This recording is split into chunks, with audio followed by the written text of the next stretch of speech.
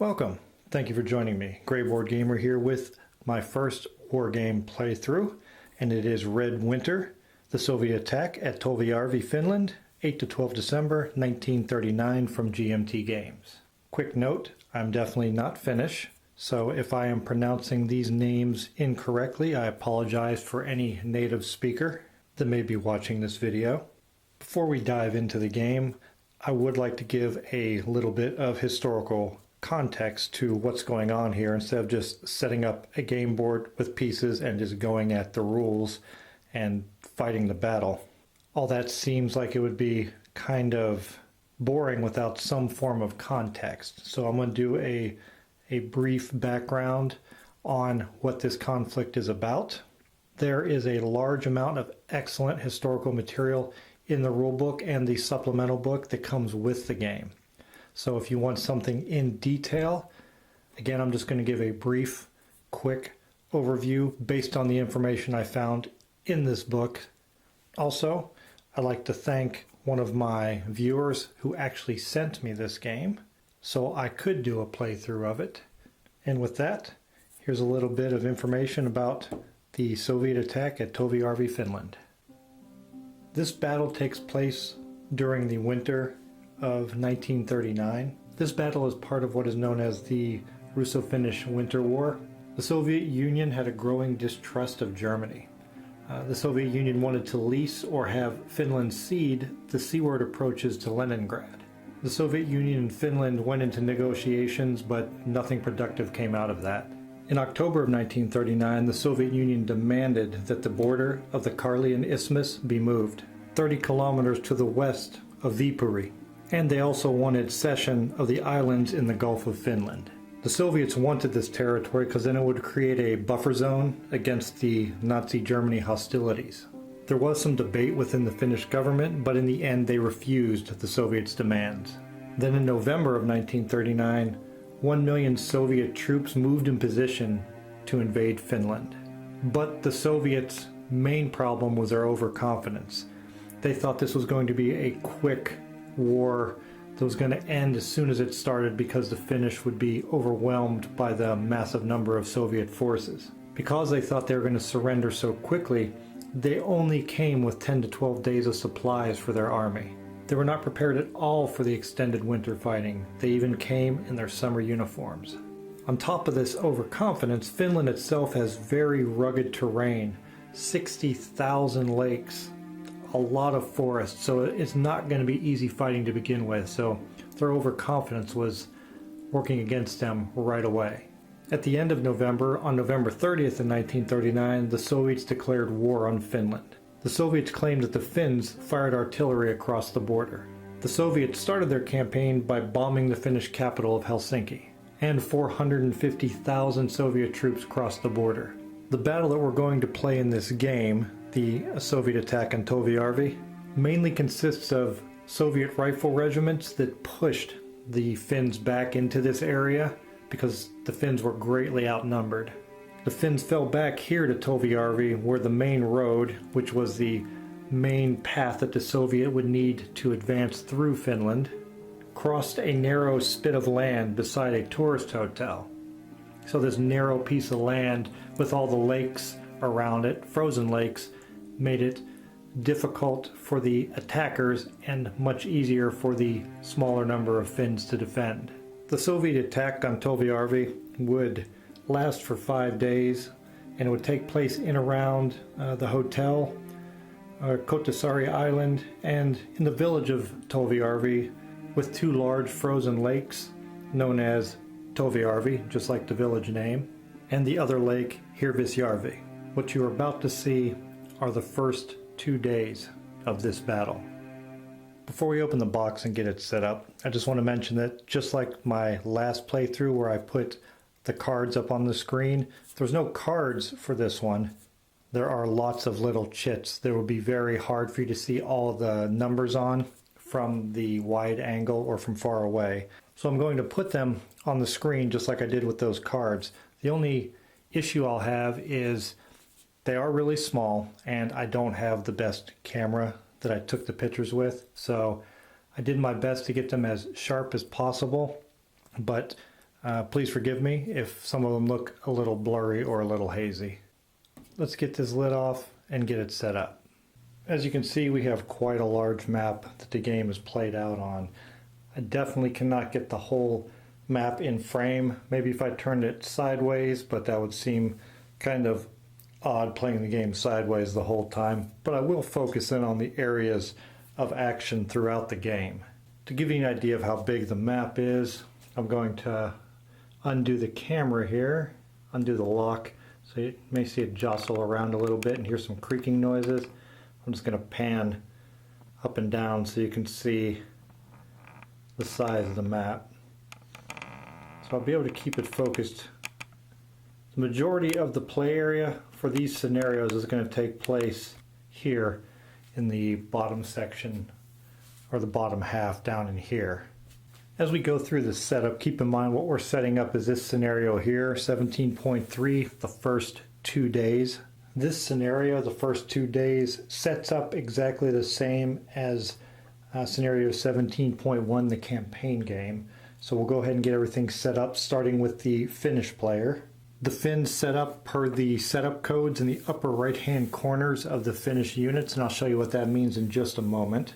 First, we'll set up the units that have definitive starting points for the Finns.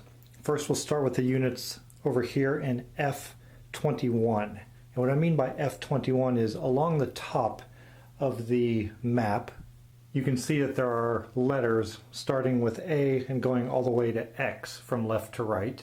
Those represent the columns. And the rows are represented by numbers starting from 1 at the top and going all the way down to 31, and those numbers go down the left and the right side. And to give you a perspective of where F21 is, it is right here on the map, so we'll go ahead and zoom in. And many of these starting locations and points of interest actually have the number printed on the hex, as in this case here you can see that it has the F21 designator right there in that hex. And this is just to the southwest of the village of Toviarvi. 3 units are going to start there, and they are shown by the designator in the upper right corner. First, we'll start with the machine gun unit, ERP-9, and you can see in the upper right corner, it actually shows F21 as the starting location. The next 2 units start on their backside, or what is called the reduced side. And if you look on the screen, you'll see that the front of the unit looks kind of like the machine gun unit does, with no stripe across it. But if we flip it over on the back, we can see, for example, here on 3 ERP-112, this unit starts on the reduced side on the back. That's what that stripe going across the middle is, and that's why the F21 designation is printed on the upper right corner of the reverse. And the other unit joining them is A to the 3rd JR37, and they also start on the reduced side. So those 3 units will start on hex F21. In the same area, we have another group of units that is going to start on the reduced side, and they will start in hex H19, which you can see labeled right here inside the village of Toviarvi. And that is the 3 bicycle units of the Finns. It's the 1st, the 2nd, and the 3rd of the PPP7. I don't know what all these numbers and initials stand for. I'm not a military historian, so I apologize if I sound uneducated. It's because I am. And this again is my first war game. So anybody who wants to comment and let me know what all these designations mean. I know some of them mean like the 8th Company of the 3rd Battalion of this particular unit and so on. I mean, I was in the Army, but I was in the U.S. Army, so our designations are a little bit different. And those 3 bicycle units on the reduced side will start in H19 in Toviarvi. Just to the northwest of the village and where those units started, you see this little blue and white circle here, and that is the Finnish supply point. That supply point is where reinforcements will enter the game. They'll come in on that road from off the map. Also, we have 2 units that are starting for the Finns. They're artillery units. They're 76 millimeter guns, and you'll see they are the 5th and the 9th of the KTR-12 and the KTR-13. And you can see they're starting location, it just says ST and it's in a circle. So if it's in a circle, that means it's got a special starting location. And in this case, these are artillery pieces that are off the map. They stay off the map the whole time. All the other numbers and symbols that we see on these pieces, I'll go over them as we go through the gameplay, so they'll make a little more sense instead of just explaining everything up front. But those two pieces, I'm just going to place near my supply point off the map. That way I see them and I don't forget about them. But they will never actually come onto the map. The artillery fires from a remote location and uses spotters to locate their targets. Next we have 6 more units, and these have a special designator on them also. If you look on the upper right corner, and I'm looking at the third of the first JR16, it has the designator of O19, and then under that it has 4 inside a hex. And what that means is this unit has to start within 4 hexes of O19. And O19 is right here on the map, just across the Kivalsamy Bridge. And the Soviets are going to be starting in these locations down here.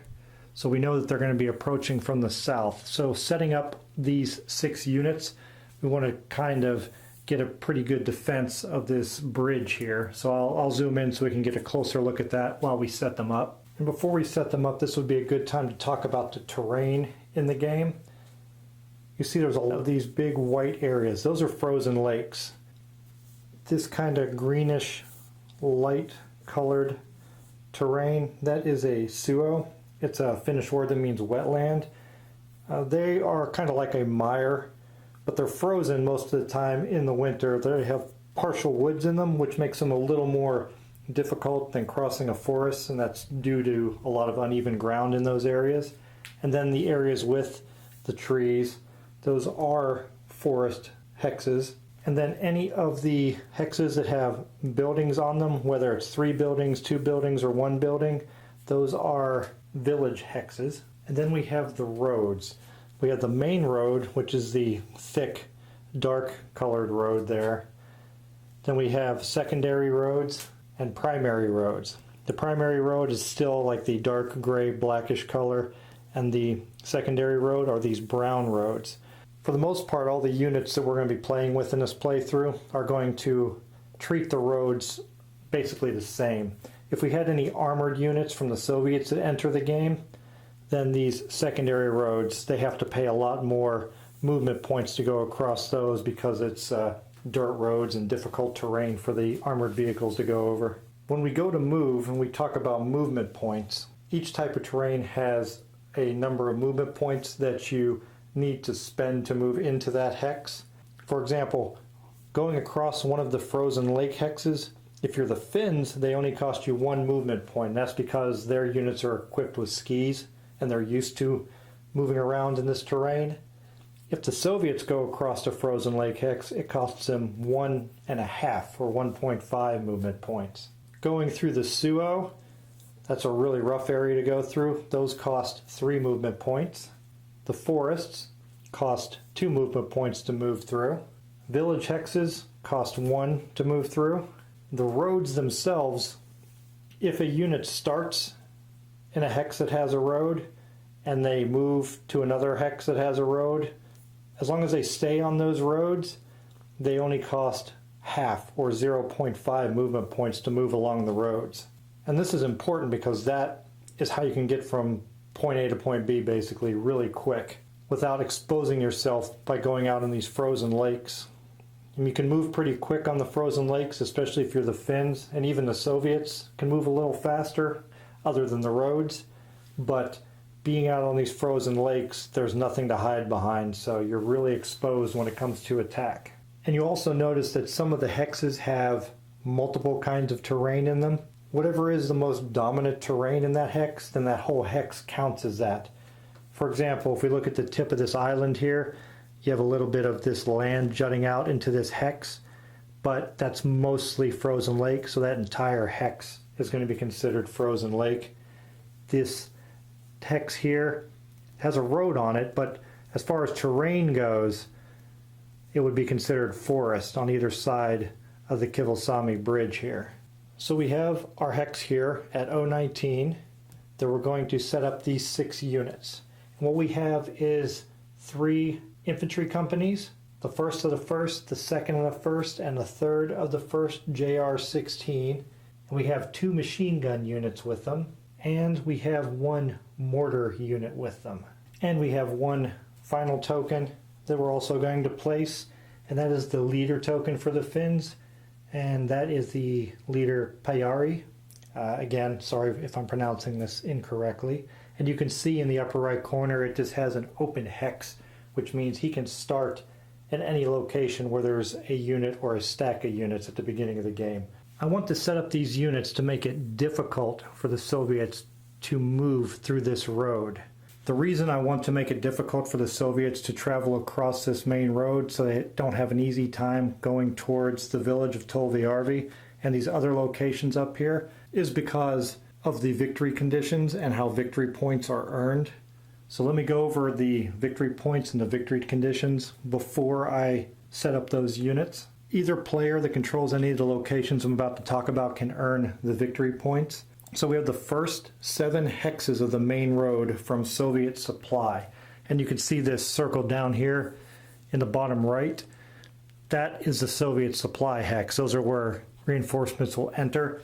So the first 7 hexes of this road, if they're controlled by either player entirely, that's going to be worth 5 victory points. The Kivalsami Bridge, which is the bridge right here that they're going to have to come across, whichever player controls both hexes of the Kivalsami Bridge will earn 5 victory points. Katasari Island, that's this island right here.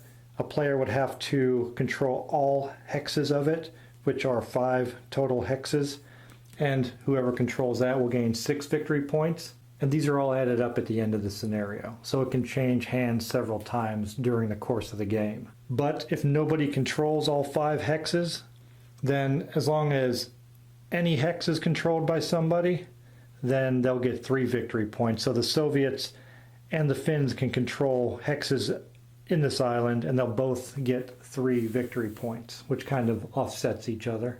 And that can't be used in conjunction with the 6 victory points for having the whole island. So like if the Finns control all 5, they get the 6, but they don't also get the 3 for controlling some of the hexes.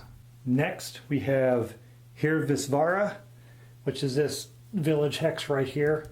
If somebody controls that, they get 5 victory points. The hotel, which is located right here, that's worth 10. The gravel pits, which are just to the west of the hotel, those are worth 6 victory points. The Hevasalami Bridge, which is to the west of the gravel pits, those 2 hexes, if they're controlled, are worth 5 for both or 2 for each. Again, not cumulative. And then we have the village of Tolviarvi here, where the bicycle units are starting, and that is a total of 8 hexes that comprise that village. And for each hex that is controlled, the player gains 1 victory point for a total of 8. That's if it's the Finns. If it's the Soviets, they gain 2 victory points per village hex, up to a max of 16. So that's why it's important that I make it difficult for them to come across this bridge so they can't come down the road and start taking these hexes. Now they can trek out across the frozen lake and cross over the island or go under it and come up from the south. But again, that would put them out on the frozen lake and make it difficult for them to move, more difficult for them to move, and expose them to direct and indirect fire. But if they can't make it across the bridge, they may have to split their forces and try a different route of approach. Next, we have another village that's worth 5 victory points. That is Lutikamoki, right here to the north and kind of northwest of Tolviarvi. And then finally, the hex of the Finnish supply source is worth 5 victory points. There are also other modifiers to a lot of these locations that reduce the victory points by 1 if the player controlling them is out of supply. If we get into that circumstance, I'll explain it. Basically, it means that for the Finns, there's a route via any number of hexes of any terrain back to their supply from the unit that's controlling that location. And for the Soviets, they have to be within, I think it's 4 hexes of a road that connects back to their supply. And it can be any kind of winding or twisty route, but none of that road can be controlled by the fins that they come across. Again, that'll make more sense in the context of the game as we're playing it. And also, if either side manages to exit the board at the other player's hex, that's called the artillery park event, which is basically your enemy has made it to your location where your off-map artillery is at. They're worth victory points and cause a lot of problems also. I don't think that's going to happen in this game because we're playing the first 2 days, and that's 12 turns. I don't think the players are going to have enough time to move all the way across the map and activate that event, which is worth 5 victory points. And there is an automatic victory condition. The game ends immediately, and the player achieves automatic victory the instant that that player controls every hex of the main road from Soviet supply to Finnish supply. So starting here, the entire main road, if any player controls every hex of that, then the game's over and they automatically win. Again, that's not going to happen unless some really crazy rolls happen and one of the sides, either the Finns or the Soviets, are really decimated and wiped out.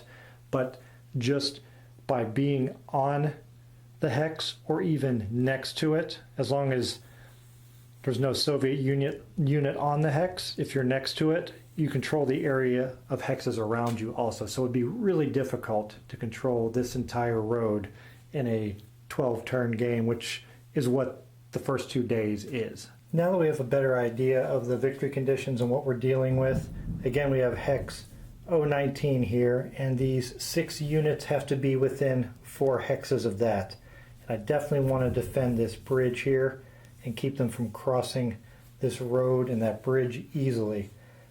And we have an advantage here because if they attack from these frozen lake hexes to try and flank me, which they may try to do, and if they fire across a bridge from one hex of the bridge to the other, their attack strength is greatly reduced. It's reduced by half from across a bridge hex and attacking from the frozen lakes. So I want to force them to have to do that instead of brute forcing their way across the bridge and staying off of the frozen lakes. I want to force them out onto it to make them easier targets. First, I'm going to set up my mortar. Now, if we look at the mortar chit itself, we see a series of numbers at the bottom. The ones I want to concentrate on for setting it up are the small numbers in the middle. We see that 4 in a yellow box, and then it's got the superscript 6 above it. That 4 represents the combat strength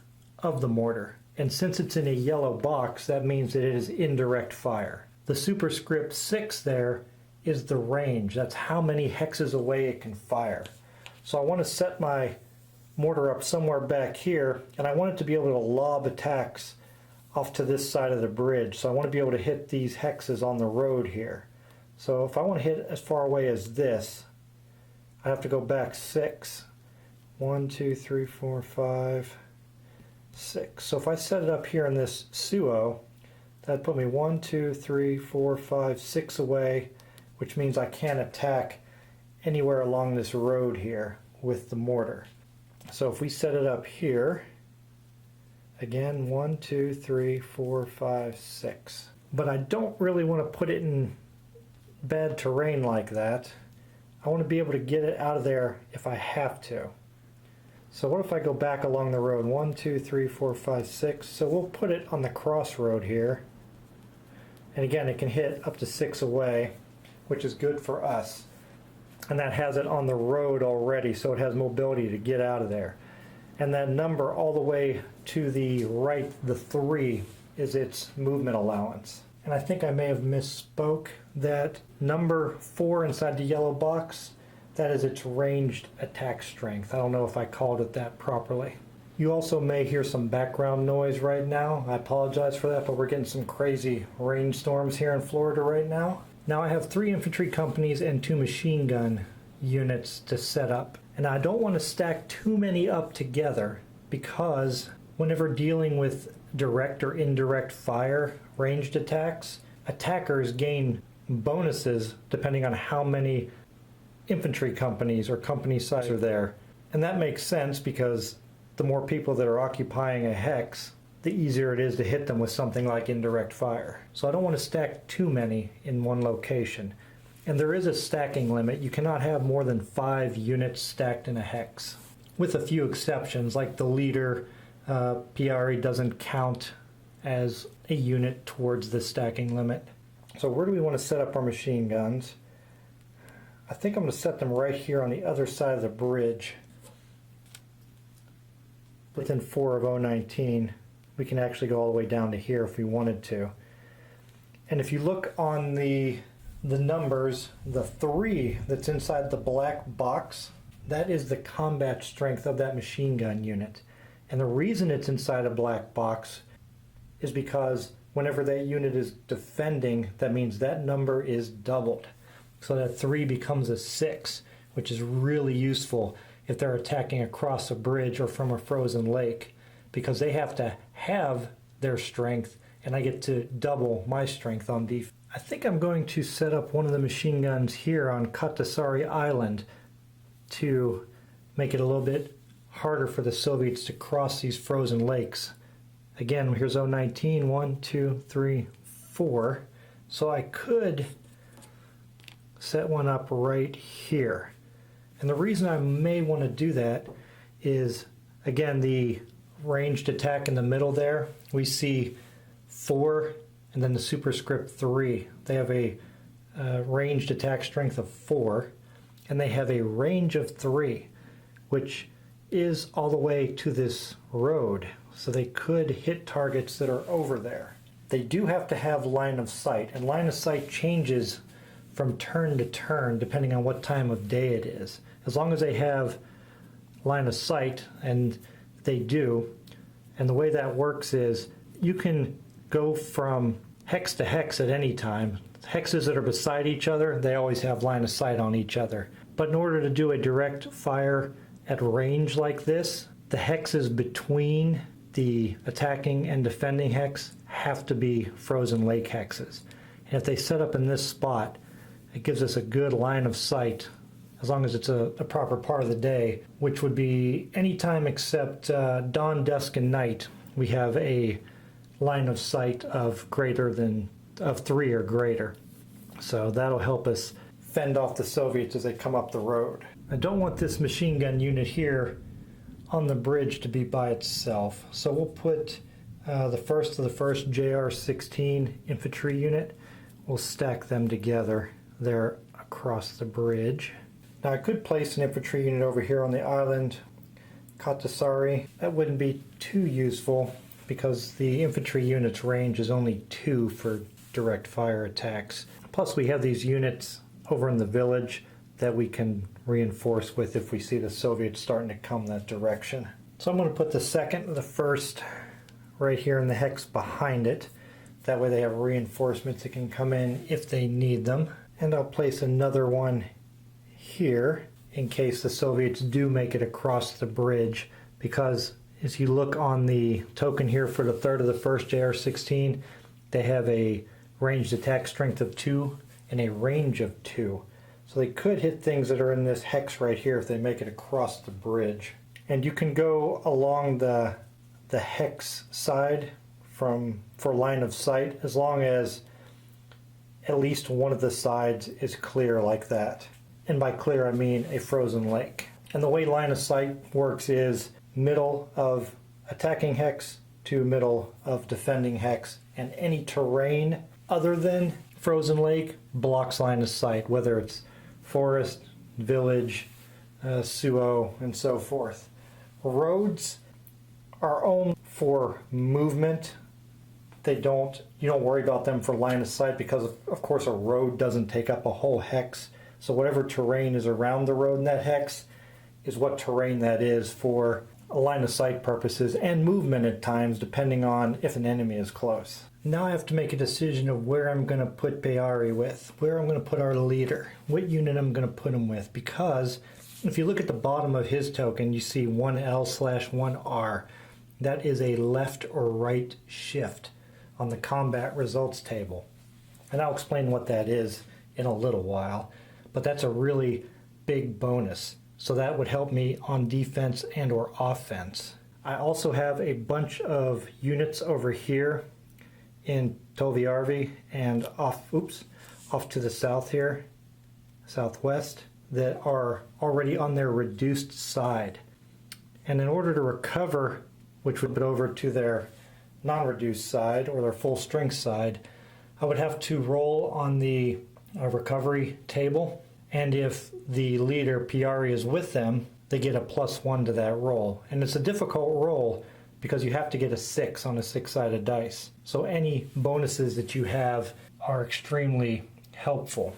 Now I could put them with these bicycle units here, because if we flip this first of the PPP7 over to its full strength side, you can see the combat strength doubles. It goes from a 2 to a 4. So that might be the way to go. Maybe I'll put him there, because you also get a +1 bonus on your recovery if you're 4 or more hexes away from the enemy. So that would be a bonus of +2.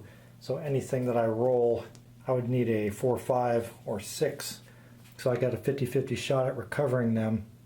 And recovering them is not a bad idea, because just like our infantry units, they move pretty quick. They're not the strongest, but they can move pretty fast. Or I could put them over here with these units that are reduced, and because they go up to a 5. But then we have to worry about the Soviets attacking and him not being there. So let me think about it. Those units are already, by those units I mean these over here, are already 4 or more away from the enemy to start. So they're already going to have an intrinsic bonus there. So they'd have to roll a 5 or a 6 to recover. So I think it's much more important to put him here at the bridge to try and hold the Soviets from crossing that bridge. Other than units, the Finns also start with 76mm ammo that they use for their off-map artillery.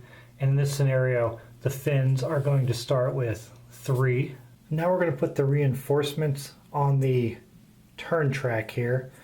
And we can see that day 1, December 8th, starts turn 1 in the morning at 10:30 a.m. The reinforcements are going to go on this track, and at the beginning of the turn, of that player's turn, and during that turn they will get the reinforcements. And these are the reinforcements that will be entering through their supply hex.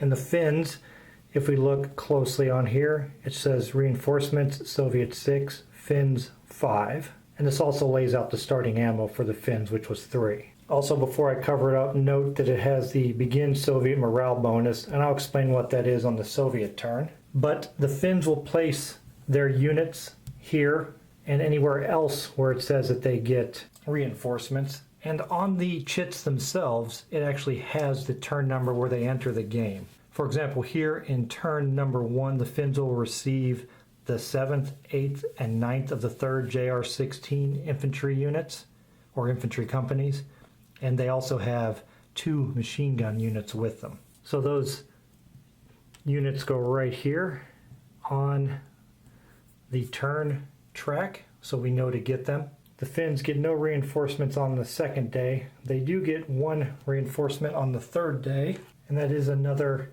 infantry company for the 2nd JR-16.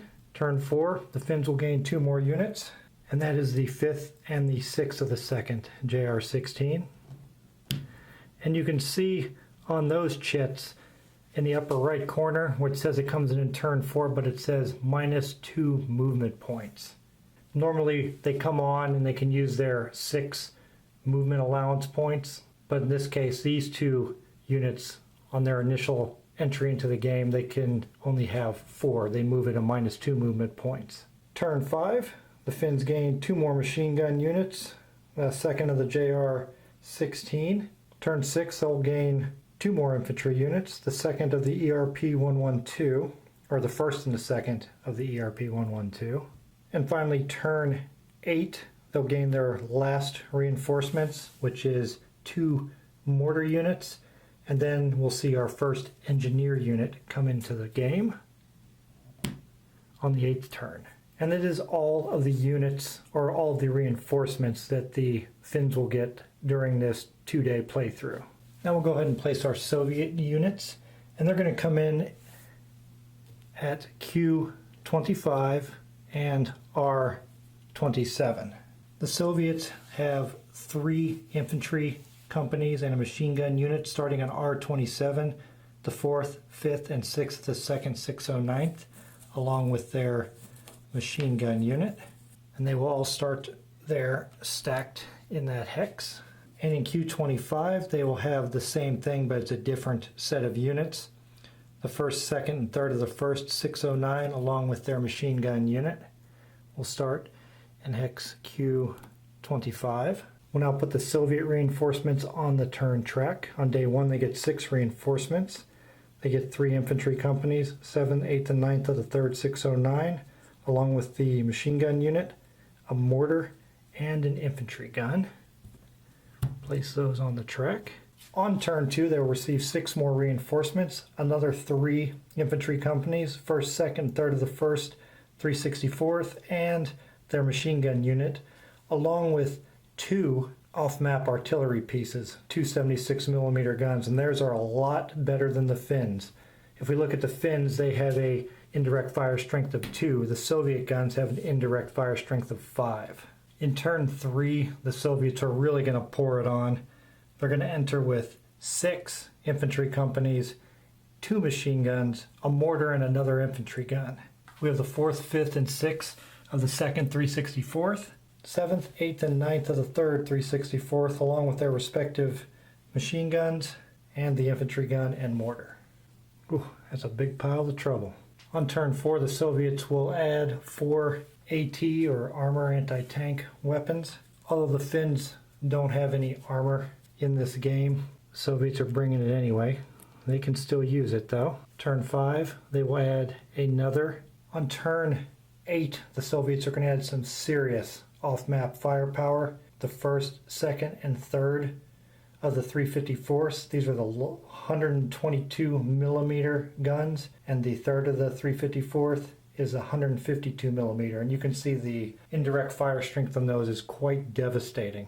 Luckily for the Finns, if we flip to the back side of one of them, we can see once it's fired that it's going to take 1 to 6 turns to recover and be ready to fire again. So if the Finns are lucky and these things shoot in the 8th turn and roll poorly, roll a 4 or 5 or 6, they won't be available till the very end in the night or line of sight is poor, or they may roll to where they won't even be able to fire again because they are some extremely devastating weapons. And finally, on turn 11, the Soviets get 4 more reinforcements, 3 infantry companies with their machine gun unit, the 1st, 2nd, and 3rd of the 1st 718. And you'll notice on them, their turn indicator, the 11, is inside a black box, which means they will come onto the map at hex X1 instead of their normal supply hex. And I'll show you where that is in just a moment. And remember here on turn 1 we saw the Soviet morale bonus. I'll show you that token,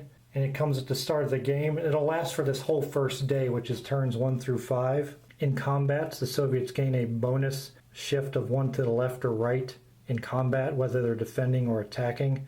And if they assault or are assaulted, they gain a shift of 2 to the left or 2 to the right, depending on defense or offense. They get a +1 DRM recovery, which is a die roll modifier to their recovery rolls during this first 5 turns. And I'll place that token by my Soviet supply so I remember to apply it throughout the game. The Soviets brought plenty of ammo for their artillery, and they will start this scenario with 10. The game is set up and we're ready to begin. A few things I want to talk about before we begin. The Soviets in this scenario are player 1 and they get to go first, so it's going to be the Soviets' turn to begin. And I'll explain how things work throughout the game and do my best to explain things in a clear manner. Again, keep in mind this is my first quote-unquote war game. I've played some lesser things. This is the first time I've really got into a war game with that's of this size with this many rules. Again, this may not be that complex a war game. I don't know because it's my first one, but I'm hoping that the playthrough goes well and you enjoy it. There is no solitaire scenario for this game. but there is no hidden information. There's no hidden cards or anything like that to deal with. Everything is visible at all times. So I'm going to do my best to play both sides and do what's best for each of them on their turn. And I said I'd mention that hex X1 was where in turn 11 those Soviets or Soviet reinforcements will arrive. And let me just pull down on the map a little bit, see if I can bring it into frame without knocking it off the table. And I can. If you look way up in the upper right, let me adjust the camera. You can see hex X1, the very upper right hex of the map. That is where those reinforcements are come in. And they'll have a heck of a distance to travel. But even though they have far to travel, there are extended movement rules that I'll go over here in the beginning.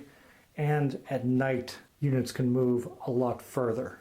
With the exception of the 11th turn, when X1 comes into play, most of our action is going to take place between the Soviet supply hex here on this main road and in this lower half of the map for the most part. We're probably not going to go much above the Salami Bridge, the Gravel Pits Hotel that are in this area. But if tactics dictate that that's a good idea, I'll go up there. But there is a village here that can be captured for victory points.